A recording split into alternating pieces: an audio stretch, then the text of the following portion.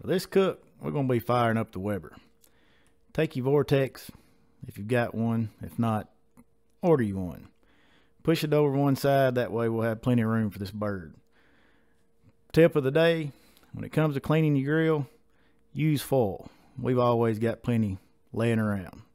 Now let's get to the ingredients.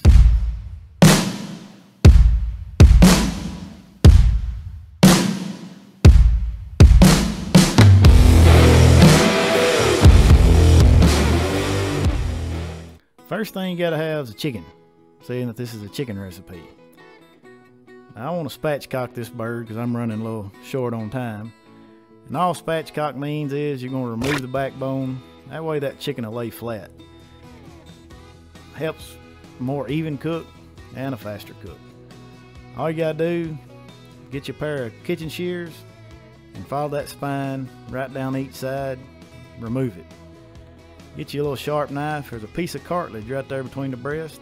If you'll just put a little slice in it, all you gotta do is turn that chicken over, give her a little snap, and she'll lay flat. Now you can be manly and do it without a knife and just break it, but this makes it a little easier. Cut off any loose skin that you may not want on there, and that's it. She's ready. Give her a good pat, get her dry. Don't forget to get on them pits. We don't want no moist pits in this cook. Turn her over, and since chicken is chicken, you know, chicken, there's a reason everything tastes like chicken. Anyway, yeah, we're gonna hit it with a little salt, pepper, garlic rub, and then come back with the beef. Don't be afraid to use a lot, because you're basically just getting it on the skin, and we need all the flavor we can get. So once we get her good and dosed up here with the MOJO Beef, we're gonna put her on. We've got the grill running about 350 around where the chicken's gonna sit. So we're gonna spray her down so she don't stick, lay her on, and in typical MOJO fashion, we got to pat on this chicken a little bit. Don't know why. I'm gonna add a small chunk of pecan just for a little smoke flavor.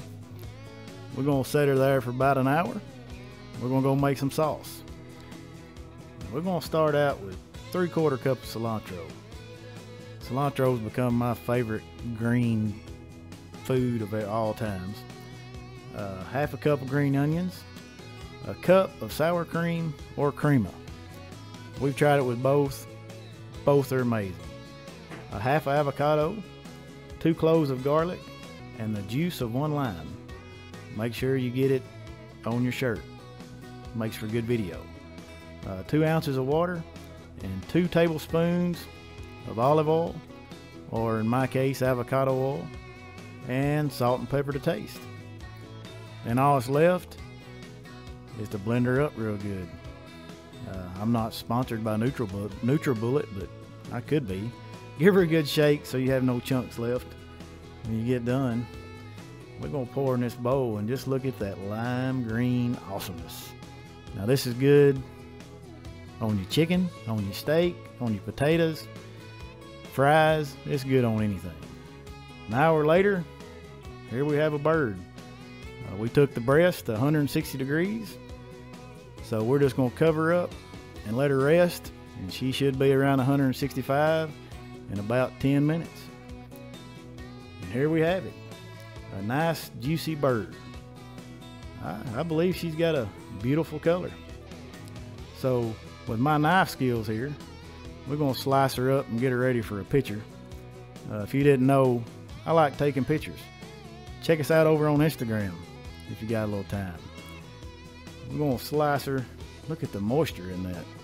You can't say this ain't going to be a good moist chicken. So all we're doing now here is prepping up, getting her. We're going to make this bird look whole again, if that's a thing. So once we get her slid back together, get them wings. I think I forgot how the wings are supposed to go. And what was that move? Afraid he's gonna fly off. Anyway, well, we've got this going. I might as well give it a taste so I can tell y'all how good it is. And here we go. Check out that hat. That's a good chicken. Now let me step over this side and take a picture. And here's what we've got. Hey, thank y'all for stopping by. you don't mind, do a guy a solid. Give us a subscribe. See you later.